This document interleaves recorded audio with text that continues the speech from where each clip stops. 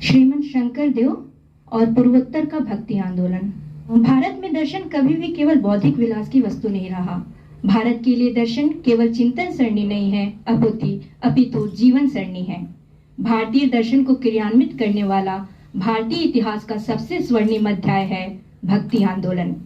भक्ति आंदोलन भारत के सांस्कृतिक, धार्मिक और सामाजिक जीवन में एक महत्वपूर्ण परिवर्तनकारी आंदोलन था जो 7वीं से 17वीं शताब्दी के बीच चला। इस आंदोलन का मुख्य उद्देश्य समाज में व्याप्त जातिवाद, धार्मिक पाखंडों और अंधविश्वासों के प्रति आवाज उठाना था। भक्ति आंदोलन ने ईश्वर के प्रति प्रेम और समर्पण के माध्यम से आध्यात्मिक मुक्ति प्राप्त करने पर बल दिया।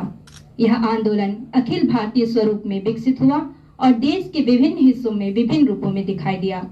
जैसा कि हम जानते हैं, दक्षिण भारत में भक्ति आंदोलन का आरंभ हुआ था। तमिलनाडु में अलवार और नैनार संतों ने विष्णु और शिव भक्ति का प्रचार किया। संत रामानुजन और शंकराचार्य जैसे विचारकों ने अद्वैत वेदांत और भक्ति मार्ग के सिद्धांतों को जोड़ा। उत्तर भारत में अनेक संत कवि कवित्री हुए जिन्होंने भक्ति आंदोलन का प्रसार किया। कबीर, रविदास, गुरु नानक जैसे संतों ने जातिवाद, बाह्य आडंबर और पाखंडों का विरोध किया।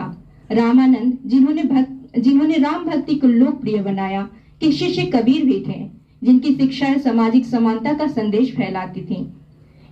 इसी प्रकार सूरदास और तुलसीदास ने अपने काव्य के माध्यम से भगवान कृष्ण और राम की भक्ति को जन जन तक पहुंचाया। मीराबाई कृष्ण भक्ति के माध्यम से स्त्री मुक्ति की आवाज बनी। महाराष्ट्र के संत ज्ञानेश्वर, नामदेव, तुकाराम, एकनाथ जैसे संतों ने बरकारी संप्रदाय की स्थापना की और भगवत गीता के माध्यम से जनता को भक्ति का महत्व समझाया। इस क्षेत्र में भक्तिपूर्ण साहित्य ने समाज को एकजुट किया और जातिगत भेदभाव को चुनौती दी। गुजरात में संत नरसिंह मेहता ने भगवान कृष्ण की भक्ति का प्रचार किया।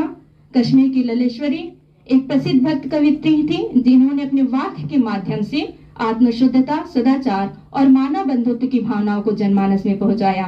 बंगाल के चैतन्य महाप्रभु ने श्री कृष्ण की भक्ति को केंद्र में रखकर भक्ति आंदोलन का प्रसार किया। उन्होंने समाज के सभी वर्गों के लिए भक्ति का द्वार खोला, चाहे वह उच्च जाति का हो या निम्न वर्ग का हो। अब आते हैं पूर्वोत्तर भारत पर। इस क्षेत्र में भक्ति आंदोलन का प्रसार और विकास मुख्य रूप से असम और मणिपुर जैसे राज्यों में देखा गया। श्रीमंत शंकर देव और माधव देव जैसे संतों ने असम में भक्ति धारा को प्रवाहित किया, जबकि मणिपुर में वैष्णव धर्म का प्रसार हुआ। भक्ति आंदोलन अखिल भारतीय था, अतः उसने भारत की सांस्कृतिक एकता को पुष्ट किया। इसके कारण पूरे भारत में एक साधना की लहर जनमानस में दौड़ी। थोड़ा आगे बढ़ती हूँ, इसी में शॉर्ट करती हूँ। असम में भक्ति आंदोलन का नेतृत्व श्रीमंत शंकर देव तथा उनके शिष्य माधव देव कर रहे थे। श्रीमंत शंकर देव 1449 से 1568 महान संत, कवि और समाज सुधारक थे। वे असम में भक्ति आंदोलन के प्रवर्तक थे। उन्होंने 9 वैष्णव भक्ति आंदोलन की नींव रखी, जिसे एक शरण धर्म के नाम से भी जाना जाता है। इस भक्ति संप्रदाय का मूल सिद्धांत था ईश्वर केवल एक है और उनकी शरण में ही मुक्ति संभव है। इस मत का मूल मंत्र है एक देव, एक सेव, एक बिना नाई केव, ना ही भक्ति जात आचार विचार, अर्थात एक ही ईश्वर की सेवा करो, इसके अलावा कोई और नहीं है। भक्ति में जाति का कोई विचार नहीं होता। सावरमल सांगानेरिया अपनी पुस्तक में श्रीमंत शंकर देव के बारे में लिखते हैं, शंकर देव को संस्कृति पुरुष कहना ज्यादा समीचीन होगा। एक में अनेक गुणों के सामंजस्य का नाम श्रीमंत शंकर देव है। वे केवल धर्म प्रतिष्ठापक संत ही नहीं थे, न ही उनकी आध्यात्मिकता केवल धर्म मात्र से जुड़ी हुई थी। वे चिंतक, दार्शनिक, शास्त्र मर्मज्ञ, समाज संस्कारक, मानवतावादी, कवि, संगीतज्ञ, नाटककार, नर्तक, चित्रकार, अभिनेता, गीतिकार, गायक, वादक, निर्देशक, मंच व्यवस्थापक आदि के अतिरिक्त वयन विशेषज्ञ भी थे। अपने में निहित बहुमुखी प्रतिभा को उन्होंने जन साधारण के कल्याण समर्पित कर दिया। श्रीमद् भागवत को उन्होंने अपने धार्मिक विचार का आधार बनाया।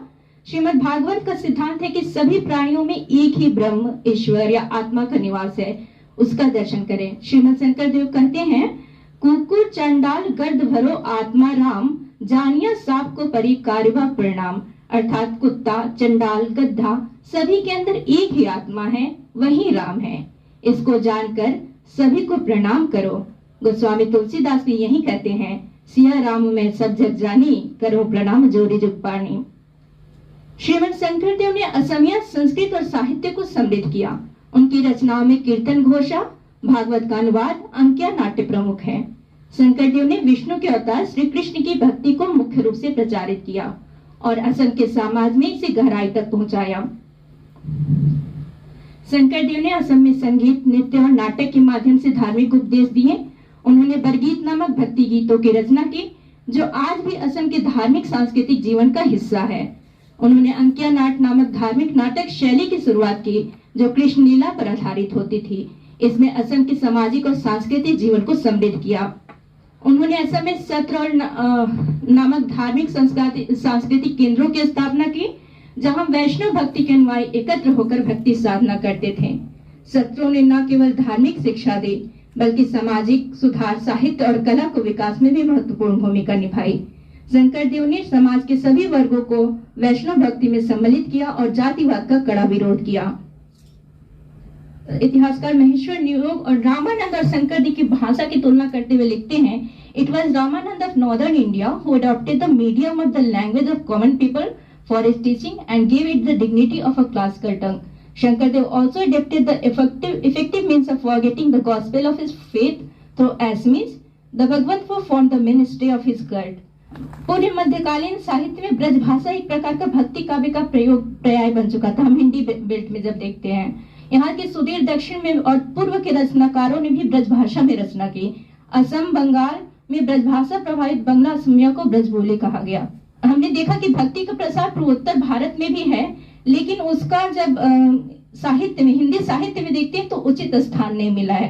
तो अपने अंत में मैं ये कहना चाहूंगी कि आज आवश्यकता है हिंदी साहित्य में भी श्रीमद शंकरदेव और पूर्वोत्तर के भक्ति आंदोलन को उचित स्थान दिया जाए। इसमें न केवल हिंदी के पाठकों के लिए महत्वपूर्ण ऐतिहासिक और सांस्कृतिक आंदोलन की जानकारी मिलेगी, बल्कि राष्ट्रीय एकता और सांस्कृतिक विविधता को भी प्रोत्साहन मिलेगा। धन्यवाद।